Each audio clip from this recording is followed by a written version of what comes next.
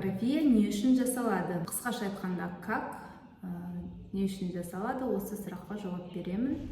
Сәлеметсіздер ме? Менің есімім Олбасын Леспекқызы, кардиолог, диагноз дәрігер.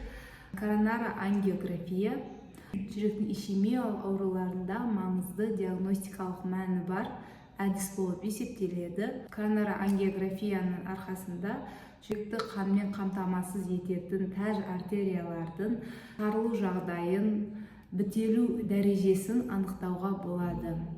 Қазіргі таңда бұл әдіс жүрек қан тамырларындағы тәж артерияларының атеросклерозы кезіндегі алтын стандарт болып есептеледі. Бұл әдіс қалай жасалады?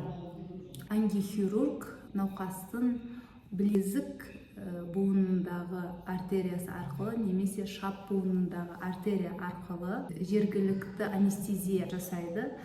Жергілікті анестезия кезінде науқас өзін сезбеген, сол жергілікті жер сезбегеннен бастап арнайы пункция жасалып, сол пункция арқылы катетерді жіңішке жіберіп, ол жүрекке дейін жетеді. Осы жүрекке дейін жеткеннен кейін ангиохирургымыз арнайы контрастты зат жібереді. Контраст жүректің қан тамырларын көруге, ангиограф арқылы көруге мүмкіндік болады. Ангиограф деген арнайы аппарат, рентген аппараты, сол арқылы жүректегі тәж артерияларын көре аламыз. Жасап жатқан дәрігер ангиограф арқылы осы жағдайдың бәрін бақылап отырады. Тәж артериялардың тарылуы, бітелуі қаншалықты екен дәрежесін анықтайды. Бұл кезде науқас есі бар, яғни контакт жасай алады дәрігермен және бәрін сезіп жатады. Бірақ ауру сезімі ол науқаста қатты білінбейді, өйткені тек қана жергілікті анестезия арқылы, яғни қолынан немесе шаптан салынған катетердің жіберілгенін ғана сезеді, ал былай ауру сезімін сезбейді. Дәрігермен контакт жасап сөйлесе алады. Дәрігер өзіне не болып жатқанын айтып бақылап отырады. Бұл коронарография ары кетсе 20-30 минут қана уақыт кетеді. Бұл әдістің жасалу жолы біздің кардиологияда маңызды зерттеу әдістерінің бірі. Сондықтан коронарографияға, егер сіздерді коронарографияға көрсеткіш бар болса, міндетті түрде коронарография жасап, жүректің жағдайын тексеріп алуға болады. Осы жүректің жағдайын тексерген кезде жүректің тамырларының қанша пайызға тарылғаны, қанша пайызға бітелгенін анықтап, ары қарай емді, медикаментозды ем ба, немесе оперативті, яғни операция ота жасау арқылы стенд қою, немесе ангиопластика болмаса аорта коронарын шунттау операциясын таңдау, дәрігерге таңдау керек болады. Сол кезде ол науқаспен бірге шешіп, бір әдісті таңдап, ары қарай осы жүректің ишемиялық ауруларының емін жасап, науқасты жағдайын жақсартуға көмектесетін бірден бір қазіргі таңда біздің маңызды зерттеу әдістерінің бірі. Осы әдістің арқасында қаншама адамдардың өмірлері ұзарды, өмірлері құтқарылды. Сондықтан бұл әдіс біз үшін өте маңызды.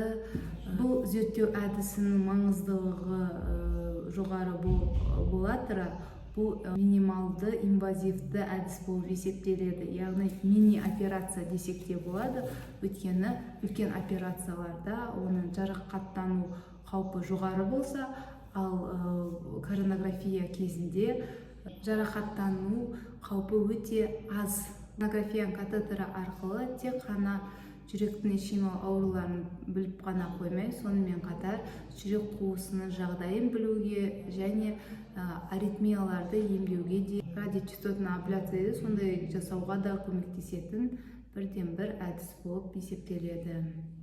Осы күнге дейін өзім пациенттердің арасында көптеген науқастарды коронарографияға жібердім. Олар барып келді, көбісінде қан тамырларының бітелуі анықталып, стенд қойылды. Кейбір кісілерге стенд қою мүмкіндік болмаған болғандықтан аорта коронарный шунтирование деген операция жасалды. Осы аорта коронарлы шунт арқылы жасалынған операциядан кейін науқастың жағдайы жақсарып, алдыңғыдағы ентігу азайып, жүрек тұсындағы ауру сезімі азайып, өмір сүруге деген құштарлығы оянып, басымыз алғысын айтып, өмірін ары қарай бақытты өмір сүріп жатыр. Сондықтан коронарлы ангиографиядан қорықпау керек, бару керек, тексерілу керек.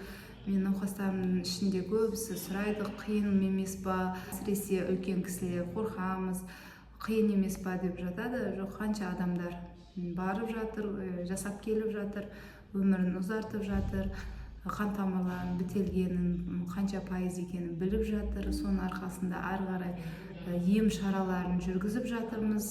Аллаға шүкір. Осындай әдістің бар болғанына бізге қазіргі таңда, өйткені бұрын тек қана ауызша, тек қана ЭКГ арқылы ғана біліп жүрсек, қазір заман талабына сай жаңа әдістердің шыққанының арқасында адамның өмірінің ұзаруына және денсаулығымызды, жүрегімізді сақтауға көмектесетін бір әдіс деп есептеймін өз басым. Ақпаратым пайдалы болса, міндетті түрде лайк басыңыздар. Комментарийге сұрақтарыңыз болса, міндетті түрде жазыңыздар. Каналыма тіркелуді ұмытпаңыздар. Келесі видеода жолыққанша сау саламатта болыңыздар.